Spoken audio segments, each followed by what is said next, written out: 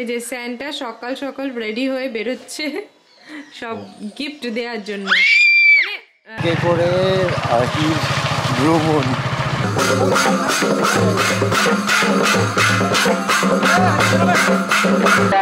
1 kilometre হেঁটে ফেলেছি, এখনো মেলা পৌঁছতে পারিনি।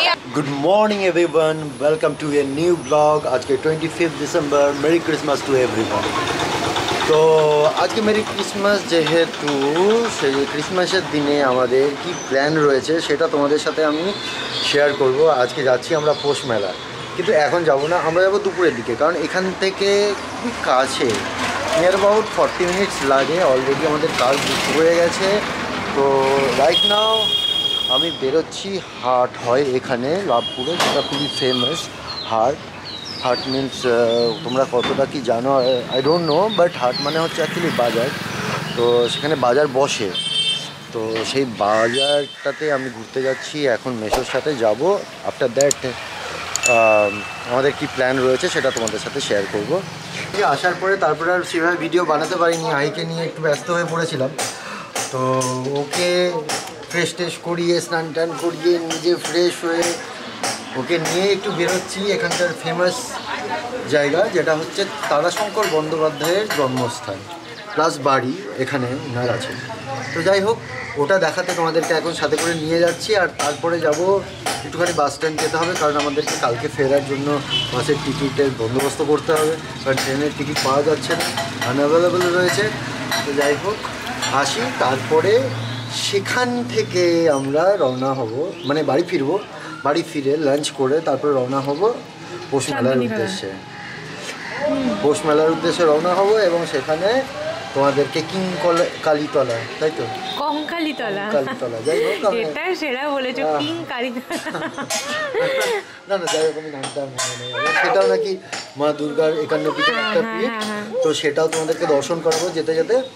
তো চলো আপাতত যাই তারাশঙ্কর বন্দ্যোপাধ্যায়ের বাড়ি। বাইকে করে আর কি ভ্রমণ, এটা ভাবা যায়।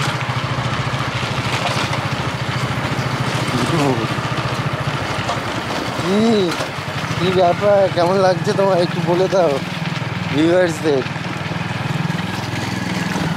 আমরা অলরেডি চলে এসেছি তারাশঙ্কর বন্দ্যোপাধ্যায়ের জন্মগ্রহণ যেখানে করেছিলেন সেই বাড়িতে। তো এখানে তোমরা দেখতে পাবে, একটু জুম করে দেখো।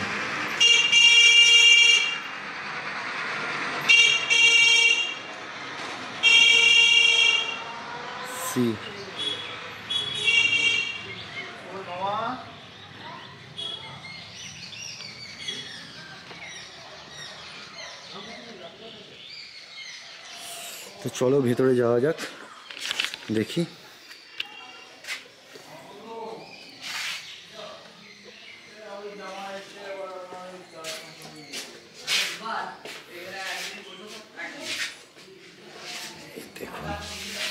তারাশঙ্করের আতুর ঘর, এখানে জন্মগ্রহণ করেছিল, যেখানে আতুর হয়েছিল এই ঘরে। ভাবতে পারা যাচ্ছে না।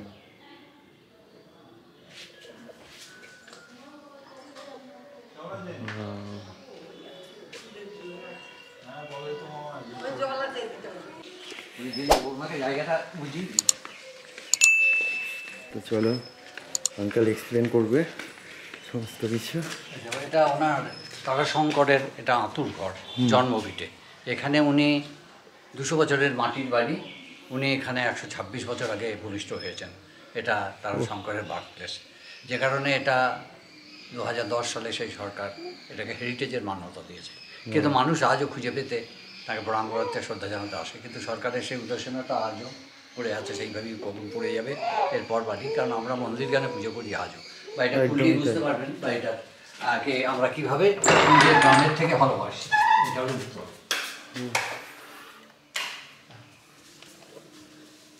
তারাশঙ্করই প্রথম সাহিত্যিক যিনি বাংলা সাহিত্যে 1967 সালে জ্ঞানপীঠ পুরস্কার পান।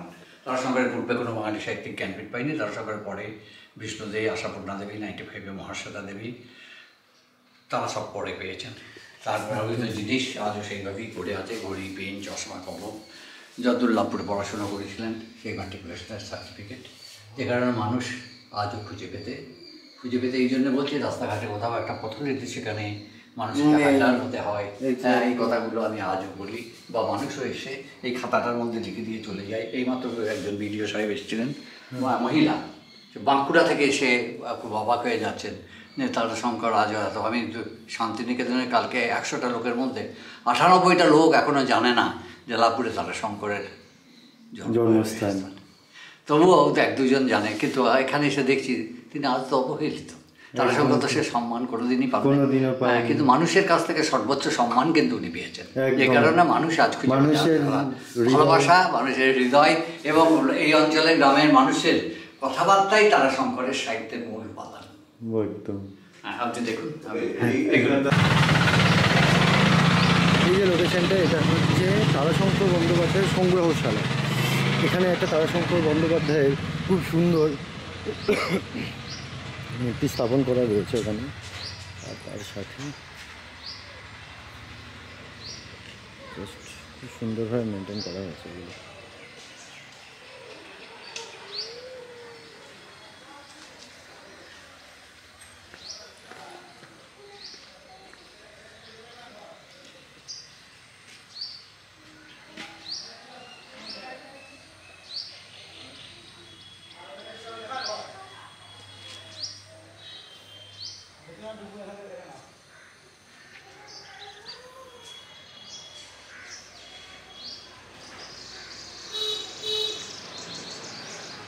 এটা হলো খড়ের চাল ছিল। আচ্ছা, এখানটাতে উনি বসতেন।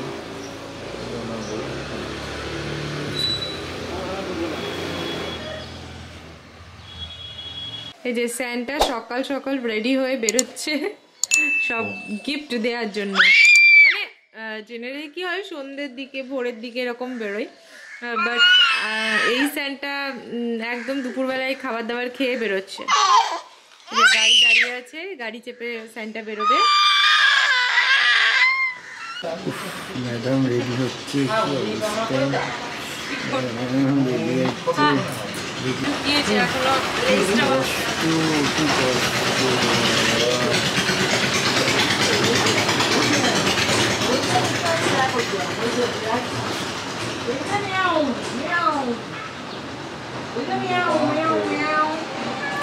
ছাড়ো আমারই পড়ে দিতে হবে মনে হচ্ছে। আমি তো সকাল থেকে ব্লগে আসিনি, আর দেশপ্রিয়ই যতটা সম্ভব কন্টিনিউ করেছে। আর এখন আমরা বেরোচ্ছি বোলপুরের উদ্দেশ্যে। ওখানে যাব, প্রথমে যাব কঙ্কালীতলা, সেখানে কিছুক্ষণ টাইম কাটিয়ে তারপর সোনাঝুরি, তারপর যাব পৌষ মেলা, যেটা 2 বছর পর হচ্ছে, মানে লকডাউন, মানে কোভিডের পর এইবারও হচ্ছে। তো যাব সেখানে। আর চলো যেতে যেতে তোমাদের সাথে শেয়ার করবো। পুতুলগুলো যেমন স্যান্টা পুতুলগুলো বিক্রি হয়, ওরকম স্যান্টা পুতুল। ওটা কি ব্যাগ নাকি? ওটা গিফটের ব্যাগ, ওটা স্যান্টা গিফট দেবে সবাইকে, স্যান্টা সবাইকে গিফট দেবে সেই ব্যাগ। এতক্ষণ বলবে কেউ যে ও ভ্যা ভ্যা করে কাঁদছিল, কিন্তু ব্যাগে কিন্তু সব বড় আছে। হ্যাঁ, তো দেখি কি আছে ব্যাগে, কি হয়েছে। ব্যাগটা উঠে গেছে। ও কথা ছিল 2টোর সময়, কিন্তু আমরা বেরোলাম এখন 3টে বাজে। একটু লেট হয়ে গেছে, আসলে দ্বীপের ছিল পিকনিক, ওর টিউশন ব্যাচে পিকনিক ছিল, তো যার জন্য একটু রাস্তা দেরি হলো। তো আমাদেরও সব কিছু গুটিয়ে পাটিয়ে মিটিয়ে নিতে নিতে একটু দেরি হয়ে গেল। তো যাই হোক, এরপর একটু ফিরতে হয়তো দেরি হবে, বিষয়ে কিছু না। যাই বলো, একদিকে ভালোই হয়েছে একটু দেরি হয়েছে, কারণ মেলা একটু সন্ধে না হলে ঠিক জমে না।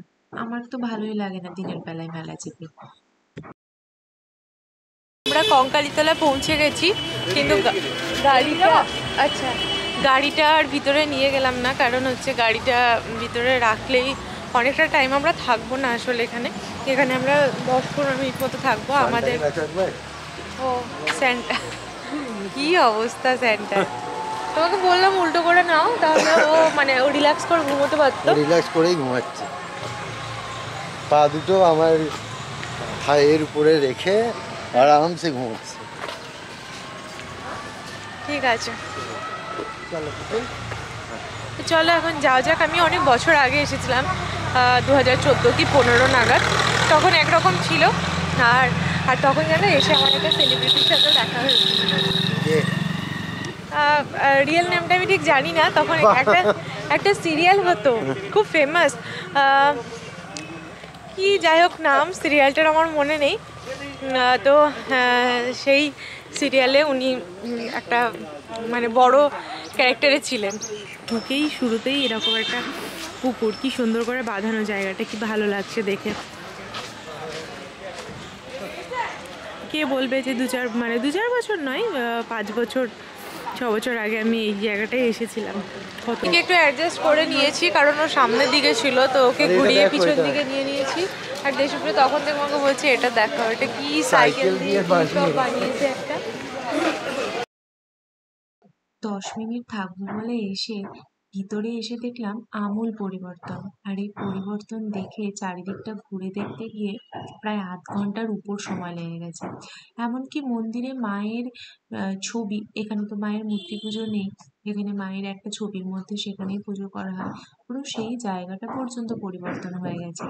আমি বললাম প্রথমেই যে আমি বছর 4-5 আগে এসেছি, তারপর আর আসিনি। এসে এই সমস্ত কিছু দেখে আমি তো পুরো অবাক যে এত তাড়াতাড়ি এত সুন্দর করে জায়গাটাকে কি সুন্দরভাবে সাজিয়ে তুলেছে।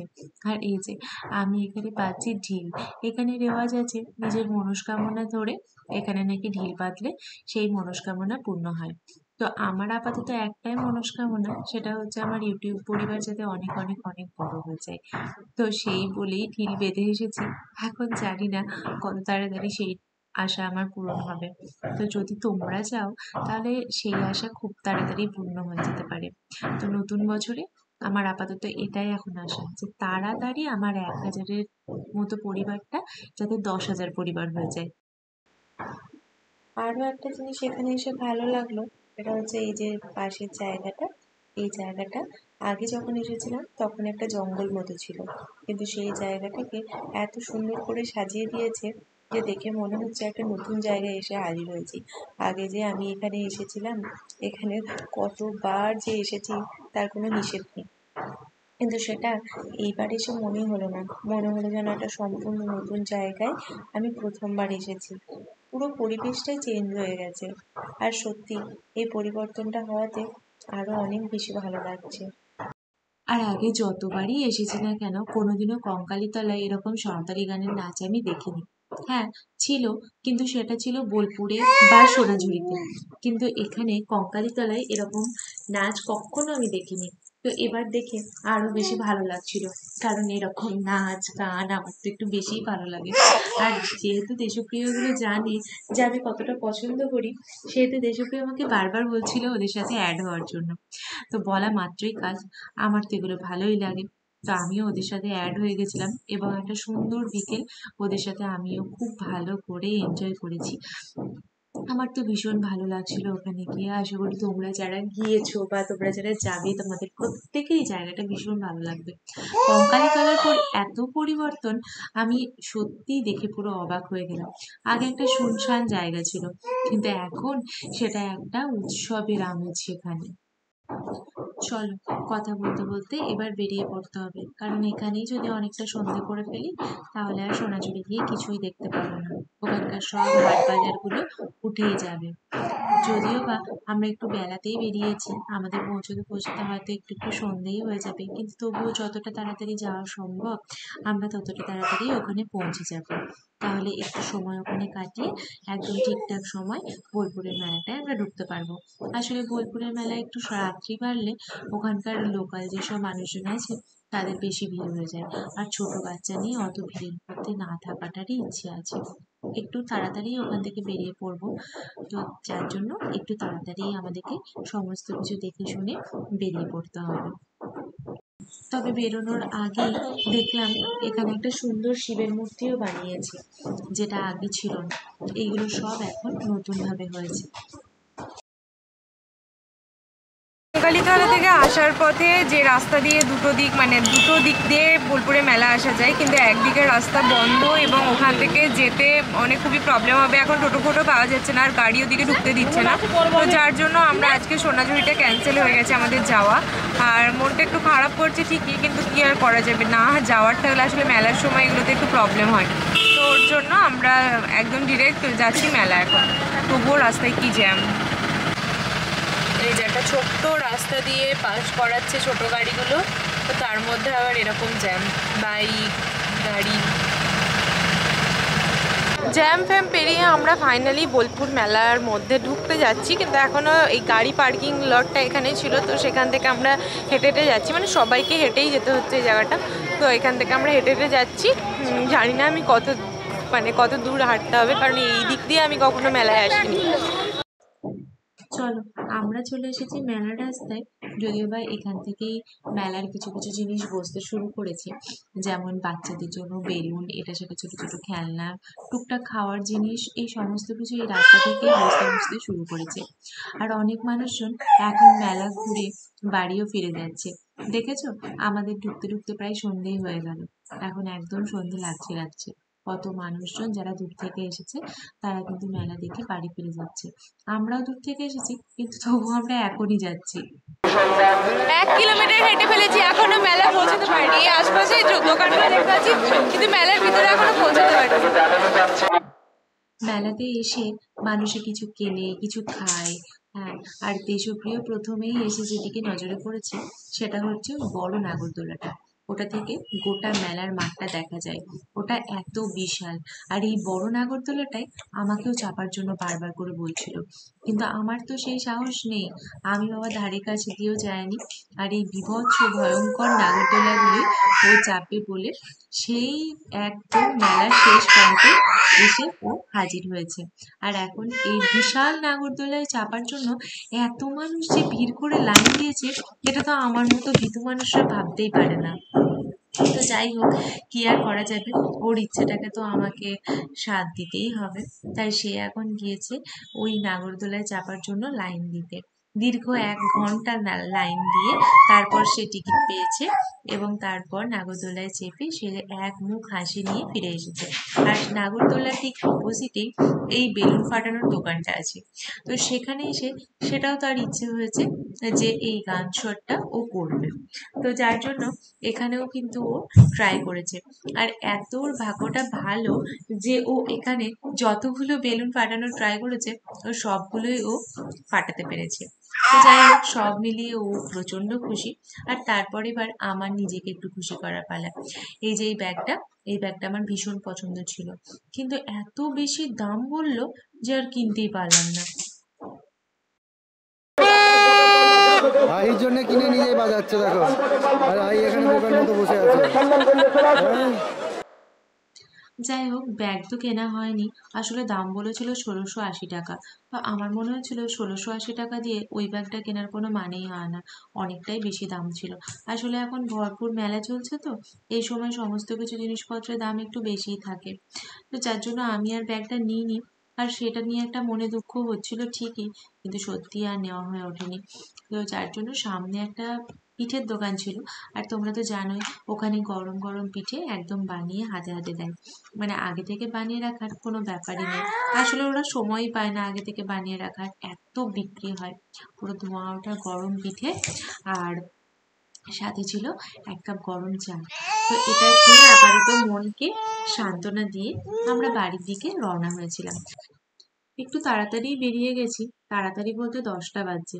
হয়তো আমরা একা হলে একটু দেরিতে ফিরতাম, কিন্তু সঙ্গে আহি আছে।